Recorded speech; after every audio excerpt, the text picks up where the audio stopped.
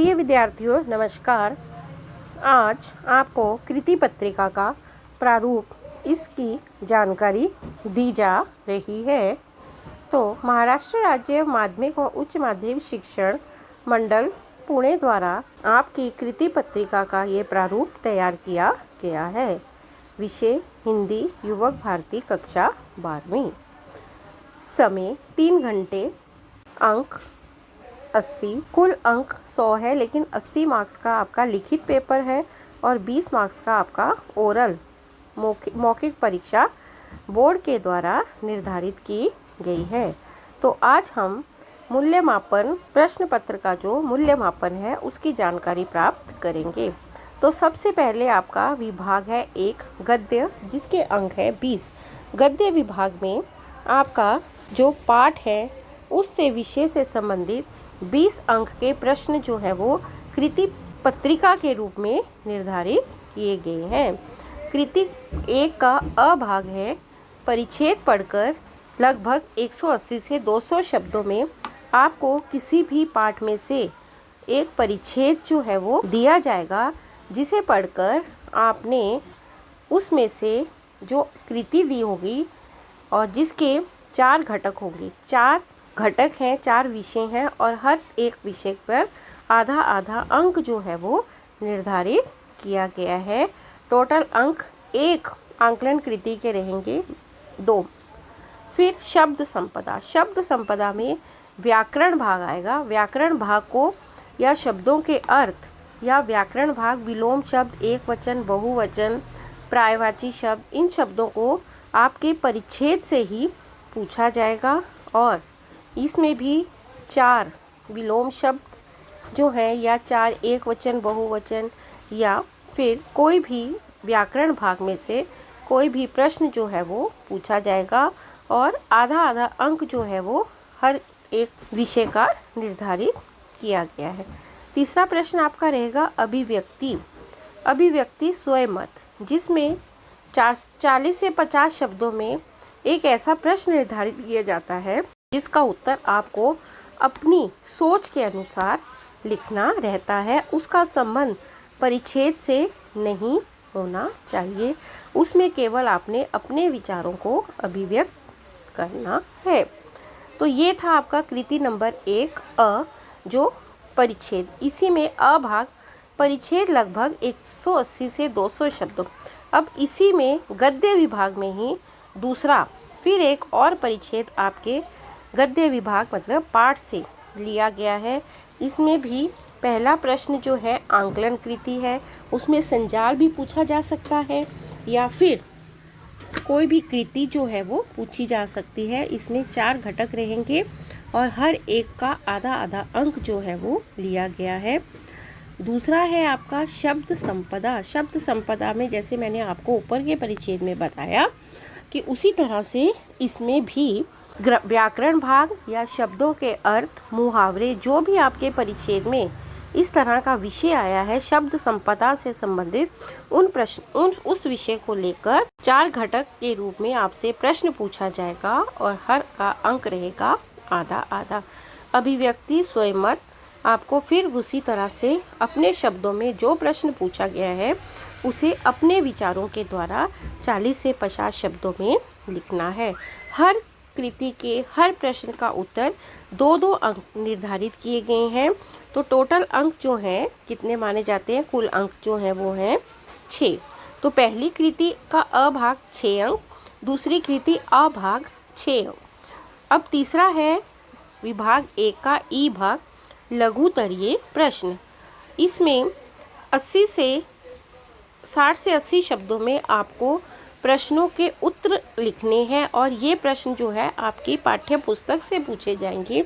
जो आपके स्वाध्याय में प्रश्न दिए गए हैं उन्हीं प्रश्नों में से आपको 3 प्रश्न दिए जाएंगे और 3 में से आपको 2 प्रश्न जो हैं वो लिखने हैं।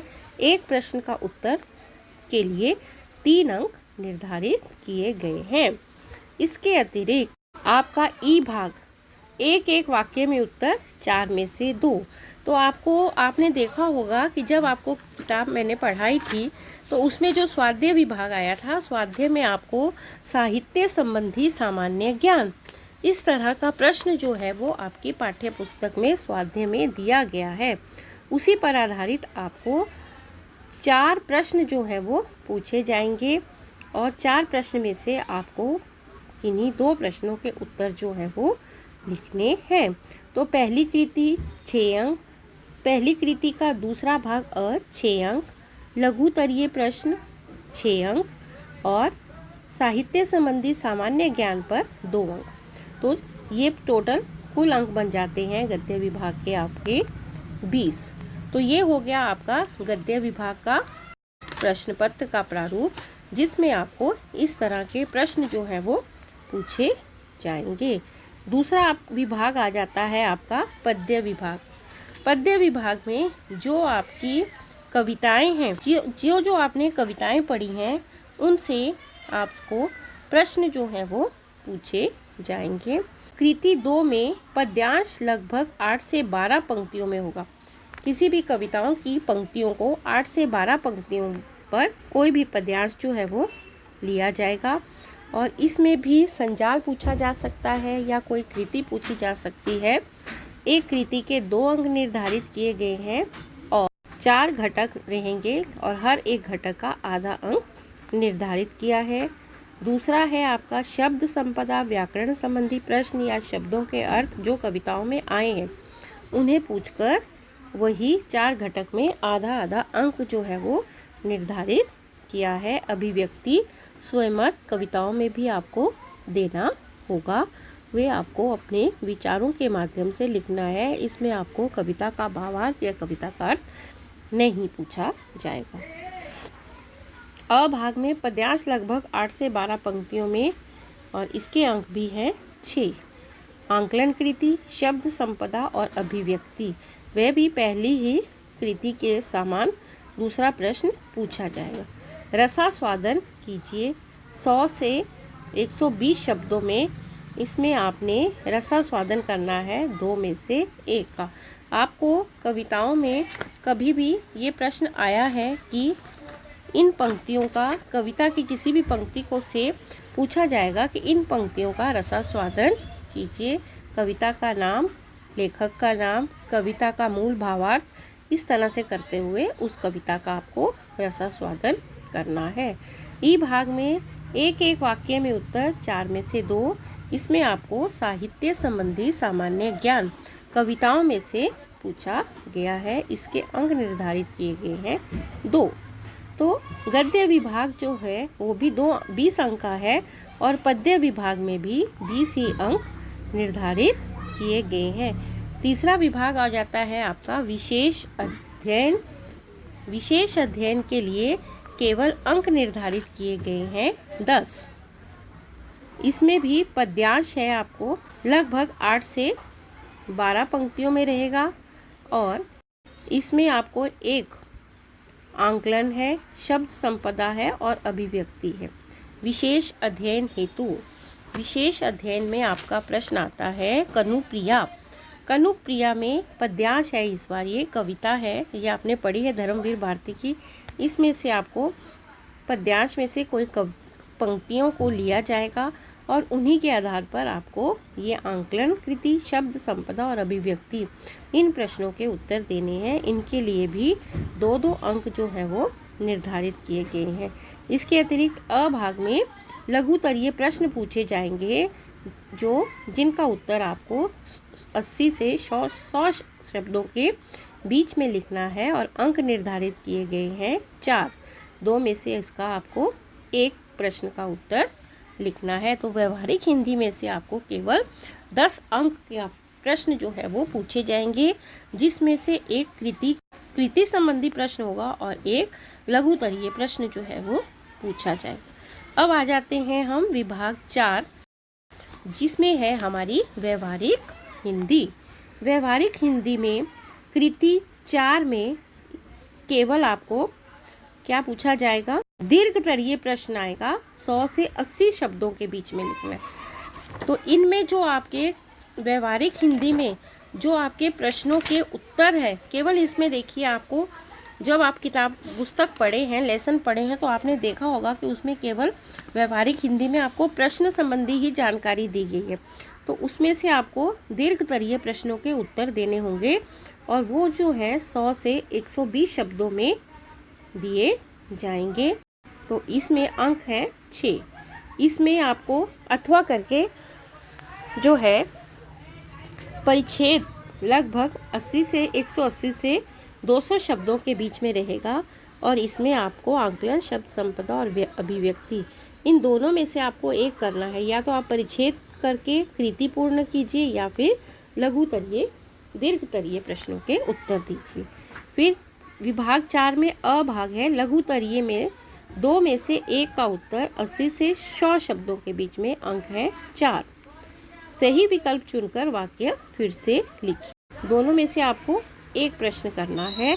इसी में ई भाग है। अपठित परिच्छेद लगभग 120 शब्दों में लिखिए। अपठित मतलब जो परिच्छेद आपकी पाठ्य पुस्तक पर से नहीं है, पाठ्य पुस्तक से अलग है, उस परिच्छेद को यहाँ पर लिया गया है और उस परिच्छेद के आधार पर आपको कृति बनानी है। इसमें आपके शब्द संपदा, आकलन, कृति और अभिव्यक्ति 6 अंक जो हैं वो इस पर निर्धारित किए गए हैं। और इसमें ई भाग में आ जाता है आपका परिभाषिक शब्दावली। 8 परिभाषिक शब्दावली के लिए आपको आपकी पुस्तक में ही पेज नंबर 109 और 110 में जितने परिभाषिक शब्द दिए गए हैं उन्हीं को आपने पढ़ना है। उन्हीं में से आपको प्रश्न जो है, ये शब्द जो है वो पूछे जाएंगे। अब हम आ जाते हैं व्याकरण भाग 5 में, जो आपका है व्याकरण। व्याकरण में आपको काल परिवर्तन करके वाक्य फिर से लिखिए। 4 में से आपको 2 करने हैं, अंक निर्धारित हैं 2। अलंकार भी पहचानना है और उनके 4 में से 2 अलंकार के भेद जो बताए हैं आपको मैंने वो लिखने हैं। रस में भी इसी तरह है, रस को पहचान कर रस का प्रकार आपने बताना है। ई में मुहावरों के अर्थ लिखकर वाक्य में प्रयोग कीजिए और आखिरी आपका रहेगा वाक्य शुद्धिकरण। गलत वाक्यों को सही रूप में लिखना है। तो व्याकरण विभाग के में 5 प्रश्न जो हैं वो दिए जाएंगे और हर प्रश्न का अंक जो है वो 2 अंक निर्धारित किए गए हैं। कुल अंक हैं 10। तो ये था आपका प्रश्न पत्र का प्रारूप। हर प्रश्न जो है वो कृति के रूप में निर्धारित किया गया है। हर प्रश्न को आपने कृति के रूप में लिखकर उसके उन प्रश्नों के उत्तर देने आवश्यक समझे जाते हैं। कृति बनाना, हर विद्यार्थी को कृति बनाना अनिवार्य है। कृति बनाकर ही आपको अपने प्रश्नों के उत्तर लिखने हैं। तो इसी के साथ आपको आज कृति पत्रिका के प्रारूप की जानकारी दी गई। आपको इसी कृति पत्रिका के अनुसार अपनी परीक्षा में अपनी कृति को पूर्ण करना है। धन्यवाद।